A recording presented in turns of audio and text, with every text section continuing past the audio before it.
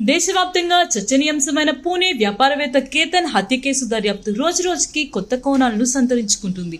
ఈ కేసులో అరెస్ట్ అయిన సియా చేతన్లు పాలిగ్రాఫ్ పరీక్షకు అంగీకరించకపోవడంపై దర్యాప్తుపై ఆసక్తిని మరింత పెంచింది. చట్ట ప్రకారం పాలిగ్రాఫ్ పరీక్షను నిర్వహించాలంటే నిందితుల స్వచ్ఛంద సమ్మతి తప్పనిసరి. ఈ నేపథ్యంలో ఇద్దరు పరీక్షకు నిరాకరించడంతో కోర్టు అనుమతి ఇవ్వలేదు.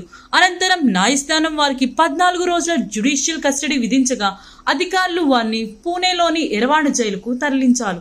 పోలీసుల దర్యాప్తు ప్రకారం కేతన్ని చారిత్రాత్మక కోట ప్రాంతానికి రంభించి తీసుకెళ్లి లోయలోకి తోసివేసి హత్య చేసినట్లు అనుమానిస్తున్నారు. ఈ ఘటనకు ముందే హత్యకు సంబంధించిన ప్రయత్నాలు జరిగినట్లు కూడా విచారణలో వెలుగులోకి వచ్చినట్లు సమాచారం. అయితే ఈ అంశాలపై పోలీసులు ఇంకా అధికారికంగా పూర్తి వివరాలు వెల్లడించాల్సి ఉంది. దర్యాప్తులో డిజిటల్ ఆధారాలు కీలకంగా మారాయి. నిందితుల పరస్పరం సంప్రదింపుల కోసం ప్రత్యేక మొబైల్ ఫోన్ ఉపయోగించినట్లు పోలీసులు గుర్తించినట్లు సమాచారం.